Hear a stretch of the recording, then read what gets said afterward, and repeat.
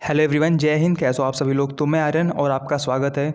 तो देखो यार, जो लास्ट वीडियो मैंने डाली थी यानी कि सीडैक की कॉल रिकॉर्डिंग, तो वहाँ पर काफ़ी लोग ये कमेंट भी कर रहे थे कि फ़ेक है। पहली बात तो यार, जिसको लगता है फ़ेक है ना, सीडैक की मैंने कमेंट में एक दो लोग को मैंने सीडैक का हेल्पलाइन नंबर दिया है और सीएसबी की वेबसाइट पर भी सीडैक का हेल्पलाइन नंबर आपको मिल जाएगा। तो खुद कॉल करके यार चेक करो जिसको फेक लगता है। और दूसरी बात यार, मैंने अपने टेलीग्राम पर कम से कम 7 से 8 रिकॉर्डिंग अपलोड किया है, तो जाकर खुद यार सुन लो उसको और आपको समझ में आ जाएगा कि ये फेक है रियल है। ठीक है यार। तो देखो, काफ़ी सारे लोग कमेंट कर रहे थे कि मेरे चांस है या नहीं है, मेरे कितने चांस हैं। तो बात करने वाले हैं आज की जो नेक्स्ट इनटेक है उसकी डीओबी क्या हो सकती है और अभी आपके पास कितने चांस हैं। यानी कि अभी जैसे मान लो आपकी डेट ऑफ बर्थ कुछ भी है, मान लो आपकी डेट ऑफ बर्थ है 8 अगस्त 2003 है, तो अभी आपके पास कितने चांस हैं। तो सब कुछ बहुत ही डिटेल में एक्सप्लेन करूंगा मैं और आपको सब कुछ बहुत ही अच्छे समझ में आ जाएगा और इसके बाद आपके मन में कोई भी डाउट नहीं रहेगा। ठीक है, तो चलिए स्टार्ट करते हैं। देखिए, मोटा मोटा होता क्या है ना कि जैसे आप ऑफिशियल वेबसाइट जाओगे, सीएसबी पे जाओगे, तो देखो वहाँ पर क्या लिखा होता है। सीएसबी पे आपको क्या लिखा मिलेगा कि आपकी जो एज लिमिट है वो 17 से 21 साल होती है। ठीक है यार। लेकिन देखो, जो आपकी एग्ज़ाम देने की एज लिमिट होती है, आपकी एग्ज़ाम देने की एज लिमिट 16 से 20 साल होती है और आपकी जो ज्वाइनिंग टाइम होती है, ज्वाइनिंग की एज आपकी 17 से 21 साल होती है। ठीक है, क्योंकि यार आपको पता है ना कि आपका एयरफोर्स सिलेक्शन प्रोसेस में पूरा 1 साल लेता है। यानी कि आपका जो एयरफोर्स XY का सिलेक्शन होता है पूरा 1 साल का होता है प्रोसेस। तो जैसे मान लो आप 16 साल की एज में आप मान लो एग्जाम देते हो, तो जब ज्वाइनिंग होगी तब आपकी एज 17 साल हो जाएगी। ठीक है, तो इसका मतलब ये होता है कि आपकी जो एज लिमिट है, एग्जाम देने की एज लिमिट आपकी 16 से 20 साल होती है और ज्वाइनिंग की एज लिमिट आपकी 17 से 21 साल होती है। तो आई होप आपको ये फंडा क्लियर हो गया हो कि जो एयरफोर्स की एज लिमिट वास्तव में होती कितनी है।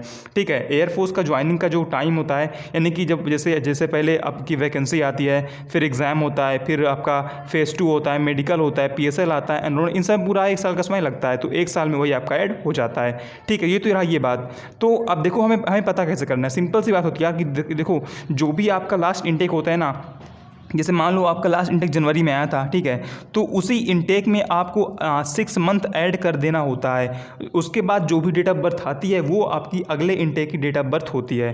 तो अब आपको काउंट कैसे करना है कि मेरे कितने चांस है। देखो, जैसे कि आप सभी को पता है कि लास्ट टाइम जो डेट ऑफ बर्थ थी एयरफोर्स की, ठीक है यार, लास्ट टाइम देखो आप सभी को पता है कि जो डेट ऑफ बर्थ बोला गया था एयरफोर्स की तरफ से, वो आपका था 16 जनवरी 2001। ठीक है, अब जैसे मान लो आपकी डेट ऑफ बर्थ 2003 है, ठीक है, 2003 है, तो अभी आप इसमें क्या करो ना, आप इसमें 6 मंथ ऐड करते चलो। तो आपका जब तक जो आपकी एग्जैक्ट डेट ऑफ बर्थ वो क्रॉस नहीं होती है, तो आप वहाँ तक काउंट करते रहना। तो जैसे देखो, जैसे कि अगर हम बात करें लास्ट टाइम के जो नोटिफिकेशन था जो आपका जनवरी के महीने में आया था, देखो उसमें यहाँ पर मेंशन था कि जो आपकी डेट ऑफ बर्थ है वो 16 जनवरी 2001 से लेकर 29 दिसंबर 2004 तक है। ठीक है, तो ये देखो लास्ट टाइम की थी। तो अब देखो आपके पास चांस कितने बनते हैं, तो आप इसमें 6 मंथ ऐड कर दो। तो 6 मंथ ऐड करोगे तो ये आपका देखो जुलाई जगह, ठीक है, ये आपका जुलाई आ जाएगा। इसमें आप 6 मंथ और ऐड करोगे तो ये फिर से आपका जनवरी आ जाएगा। आप इसमें 6 मंथ और ऐड करोगे तो ये फिर से आपका जुलाई आ जाएगा। तो इस तरीके से आप अपना चांस काउंट कर सकते हो। ये तो रहा फंडा कि आप अपने चांस कैसे काउंट कर सकते हो। ठीक है यार। तो अब आप किसी के पास कोई कॉइन मत करना कि भाई मेरे कितने चांस हैं। अब आप खुद से आप इसे काउंट कर लेना और आप खुद से देख लेना कि मेरे कितने चांस बन रहे हैं। और अगर आपको किसी भी एग्जाम की प्रिपरेशन करनी है, लाइक एयरफोर्स, नेवी या किसी भी एग्जाम की, तो परीक्षा एप्लीकेशन पे आपको बेस्ट मॉक टेस्ट मिलेगा। और अगर आप मेरा कोड ARYAN50 यूज करते हो तो आपको 50% का डिस्काउंट मिल जाएगा। सबसे पहले आपको प्ले स्टोर से परीक्षा ऐप डाउनलोड करना है, उसके बाद आपको उसमें डिफेंस कैटेगरी सेलेक्ट करनी है और उसके बाद आपको यहाँ पर टेस्ट वाले सेक्शन में चले जाना है। और जैसे आप इसमें जाओगे आपके सामने सारे डिफेंस एग्जाम के मॉक टेस्ट आ जाएंगे, लाइक एयरफोर्स, नेवी, आप देखो navy MR, SSR AA, coast guard, army, technical, यहाँ पर आपको लगभग सारे डिफेंस एग्जाम के मॉक टेस्ट मिल जाएंगे, NDA। ठीक है, तो जैसे मान लो मुझे यहाँ पर आपको नेवी का मॉक टेस्ट परचेस करना है, मैंने इस पर क्लिक किया। उसके बाद जैसे ही अगला इंटरफेस ओपन होगा आपको यहाँ पर अनलॉक कोर्स पे क्लिक करना है और उसके बाद आपको यहाँ पे एट वंस पे क्लिक करके यहाँ पर आपको कोड ARYAN50 अप्लाई कर देना है। ठीक है, जैसे कोड यहाँ पर देखो अप्लाई होगा आपको ऑटोमेटिकली 50% डिस्काउंट देखो मिल जाएगा और उसके बाद आपको सिर्फ ये 149 रुपये में पड़ेगा। उसके बाद आप आगे कंटिन्यू पे करके आप इसको परचेस कर सकते हो। तो यार ये तो बात हो गई कि अभी आपके पास चांस कितने हैं। ठीक है, अब देखो फंडा ये फंसता है ना कि देखो जैसे आप सभी को पता है कि आपका एक इंटेक कहीं ना कहीं स्किप हो रहा है, एयरफोर्स ने आपका एक इंटेक निकाला ही नहीं है। तो अब देखो समस्या फंसती कि अगला जो इंटेक आएगा उसकी डेट ऑफ बर्थ क्या हो सकती है। तो मैं आपको सब कुछ क्लियर कर दूंगा। ठीक है, पहली बात तो अब आपको शायद क्लियर हो गया हो कि आपको अपने चांस कैसे काउंट करने हैं।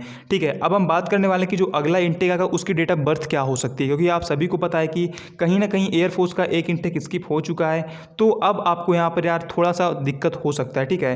तो देखो अगर बात करें हम अगले इनटेक की, तो अगर एयरफोर्स एज रिलैक्सेशन देता है तब आपकी डेट ऑफ बर्थ ये हो सकती है 17 जुलाई 2001 से लेकर 30 दिसंबर 2005 तक। लेकिन अगर एयरफोर्स कोई भी रिलैक्सेशन नहीं देता है एज में, तो आपकी डेट ऑफ बर्थ डायरेक्टली हो जाएगी 17 जुलाई 2001 से लेकर 30 दिसंबर 2005 तक। जैसा कि आपने देखा है कि नेवी ने डायरेक्ट एक साल ऐड किया इस बार वैकेंसी में। तो अगर एयरफोर्स भी ऐसा ही करता है, कोई भी रिलैक्सेशन नहीं देता है, तो आपकी डेट ऑफ बर्थ कहीं ना कहीं, देखो अब इसमें एक दो दिन इधर उधर हो सकता है, एग्जैक्ट डेट नहीं बोल रहा हूँ मैं, इसमें एक दो दिन इधर उधर हो सकता है, ठीक है यार। बाकी आपका डेट ऑफ बर्थ इसी के आसपास रहेगा। तो अगर एयरफोर्स आपको रिलैक्सेशन देता है तब आपकी डेट ऑफ बर्थ कहीं ना कहीं 17 जुलाई 2001 से लेकर 30 दिसंबर 2005 तक रहेगी। लेकिन अगर आपको कोई भी नहीं मिलता है तो आपकी डेट ऑफ बर्थ कहीं ना कहीं एक साल ऐड हो जाएगी और आपकी डेट ऑफ बर्थ आएगी इस अगली बार। देखो ये 16 था, ठीक है, ये 16 था, तो आपकी देखो अगली डेट ऑफ बर्थ आएगी, सॉरी ये 16 नहीं 17 ही है, ठीक है। तो आपकी अगली डेट ऑफ बर्थ आएगी 17 जुलाई 2002 से लेकर 30 दिसंबर 2005 तक। तो आई होप आपको ये फंडा क्लियर हो गया होगा। बाकी देखो यार, आपका चाहे नेवी का हो चाहे एयरफोर्स का हो, आपको पता है ना कि एयरफोर्स नेवी दोनों का रिक्रूटमेंट 6 महीने पर आता रहता है, ठीक है। तो आपको सिंपली 6 महीने हर बार ऐड कर लेना है। तो आई होप यार आपकी फंडा क्लियर हो गया हो, ठीक है। देखो फिर से बोल दे रहा हूँ कि अगर आपको रिलैक्सेशन मिलता है तब आपकी डेट ऑफ बर्थ ये रहेगी, मतलब इसके आसपास रहेगी। डेट में देखो 2-4 दिन इधर हो सकता है, ठीक है, इसके आसपास रहेगी। लेकिन अगर आपको कोई भी छूट नहीं मिलती है एज में, तब आपकी डेट ऑफ बर्थ इसके आसपास रहेगी। लेकिन मैं ये आपको देखो देता हूँ एश्योरिटी कि अगर जिसकी डेट ऑफ बर्थ फरवरी 2002 तक है, वो बिल्कुल यार श्योरिटी के साथ तैयारी करें। बाकी यार देखो अब एयरफोर्स पर कि वो देता ही नहीं था छूट। बाकी यार मुझे लगता है कि देखो आपको पता है यार, एक इनटेक स्किप हुआ है लास्ट में, देखो जैसे रैली भर्ती आई थी तो कम से कम हुआ था रिक्रूटमेंट, ठीक है। लेकिन इस बार देखो रैली भर्ती का इस बार देखो कुछ भी नहीं हुआ, मतलब कि आपका एक इनटेक स्किप हो रहा है। तो यार एयरफोर्स को कम से कम एज में छूट देनी चाहिए। तो मुझे लगता है कि एयरफोर्स को कहीं ना कहीं ये डेट ऑफ बर्थ उठानी चाहिए, मतलब इसके आसपास। बाकी यार देखो क्या उठाते हैं वो तो एयरफोर्स को ही पता है। बाकी यार ये तो ये हो गया, या तो ये हो गया, ठीक है। ये डिपेंड है आपके एयरफोर्स पर कि वो क्या करते हैं, वो आपको रिलैक्सेशन देते हैं नहीं देते हैं, ठीक है यार। तो बाकी देखते हैं क्या होता है, ठीक है। जय हिंद, जय भारत, वंदे मातरम।